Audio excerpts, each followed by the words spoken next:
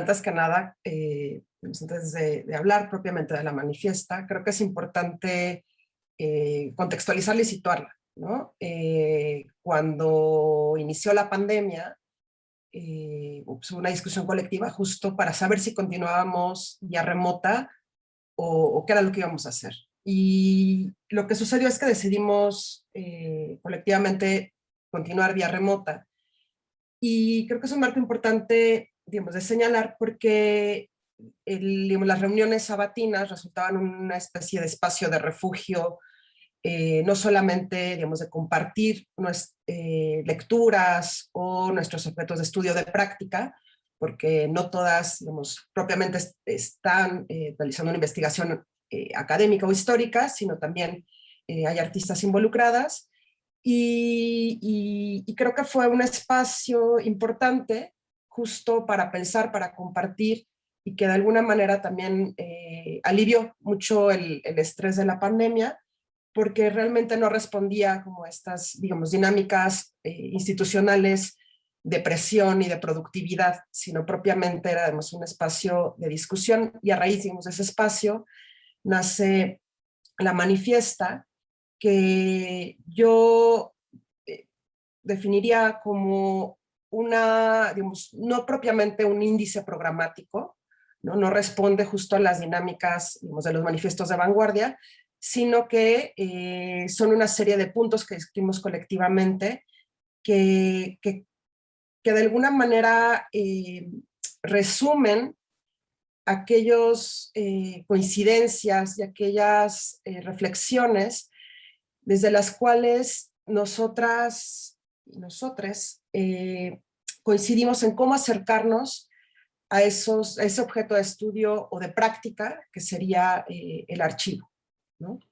Y cómo justo a lo largo del tiempo fuimos encontrando cómo esos archivos, si bien podían ser para algunas de nosotras problemáticos en términos personales, resultaban justo, más bien respondían a formas, digamos, tradicionales de ejercicio del poder, y que de alguna forma también responden a las estructuras de exclusión sexogenéricas impuestas por el sistema patriarcal. Entonces, ¿cómo lograr revertir eso?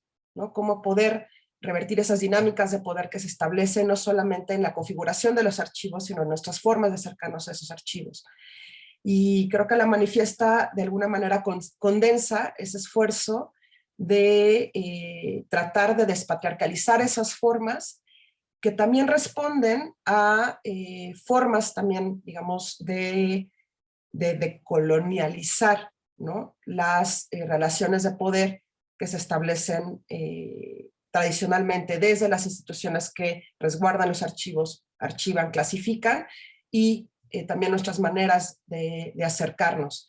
Teníamos muy presente que así como nosotras nos habíamos acompañado durante estos meses de manera muy cercana en nuestros procesos y en estos nudos que mencionaba Karen, ¿no? Que de pronto salen en nuestras investigaciones, este tipo de acompañamiento tiene que ver muchísimo con la voz, ¿no? Y con la cercanía y con el saberse una voz colectiva y una voz conjunta, ¿no? Y un poco la manifiesta respondía a esto. De hecho, uno de los ejercicios, uno de los casos que se encuentran en el Hot Glue, por ejemplo, es el de Eunice Adorno, que es un poco una prota manifiesta, ¿no? Porque ella manualmente, de forma muy artesanal, elaboró también una serie de puntos, como una serie de frases que casi como mantra, ¿no? Las pensábamos mucho como esas palabras que pueden acompañar al archivista cuando va a consultar un acervo, pensando que ese momento en el que uno está físicamente, corporalmente en un archivo, quizá a veces es una experiencia un poco hostil, ¿no? Pensábamos en la postura del cuerpo, en la temperatura, por ejemplo, en la obligación de traer guantes y cubrebocas, en hablar bajito, en no poder hacer ruidos con los materiales, etc. Entonces, de pronto sí, como también funcionan un poco las colecciones de arte, ¿no? Hay una especie de contención y de represión del cuerpo y de la presencia de los objetos, y asimismo la hay respecto a las personas que trabajamos o que en algún momento consultamos el archivo. quisiera complementar que es muy interesante en relación con esto de la manifiesta, de esta especie de feminización, como comentó Ross, de esta idea como de un manifiesto en positivo, dogmático, podríamos decir que en primer lugar parece evocar el uso de la palabra manifiesto, ¿no? En la historia del arte, la política, etcétera. El explorar otros modos justamente de más bien abrir posibilidades, desaprender, como dice de hecho directamente uno de los trabajos en el Hot Club, el trabajo de Daniela Bojorquez, ¿no?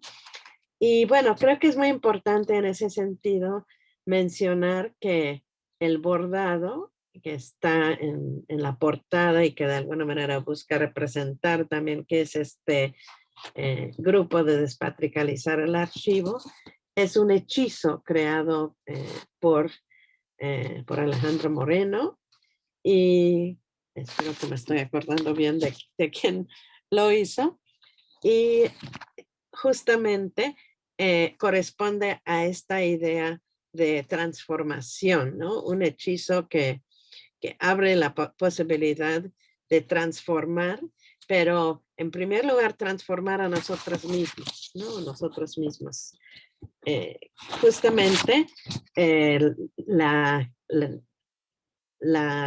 patriarcado y también la cultura colonial, en primer lugar, están instaurados en nosotros, ¿no? Entonces, la idea de este hechizo era descolocar, desmontar las formas de poder que de alguna manera era el sentir de esta agrupación y este acompañamiento, ¿no? Para poder abrir a otras posibilidades, ¿no? Entonces, este hechizo enredado, ¿no? Precisamente nos permite transgredir tanto las líneas, las reglas que existen en nuestra sociedad, que constriñen nuestras posibilidades de ser, de interrelacionar diferentes aspectos de nuestra sensorialidad, de nuestros modos de pensar, de nuestros modos de interrelacionarnos. Justo creo que es importante, digamos, en relación al bordado de Ale, que, digamos, también parte del esfuerzo de despatriarcalizar es, digamos, romper con las estructuras verticales de poder, y es una manifiesta que no se lee de manera lineal, que se pueden, digamos, todos los puntos están interrelacionados de la misma forma que ese bordado, y que no, pues no responden a pasos, paso A, paso B, paso C, de qué es lo que se tiene que hacer justo para despatriarcalizar, sino que cada uno de esos puntos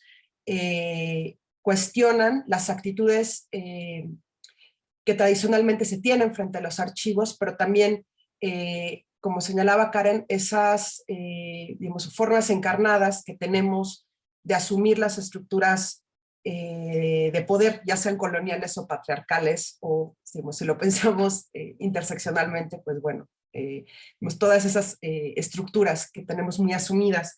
Entonces creo que es importante para quienes se acerquen y que puedan, digamos, que entren a la página de Despatriarcalizar de Hot Glue, que hagan, digamos, una lectura no lineal, que puedan ver cómo todos estos puntos se interrelacionan, no son, digamos, cada uno de los puntos, de los 16 puntos, están íntimamente ligados unos a otros, y es muy importante pensarlo, pensar la manifiesta de esa forma.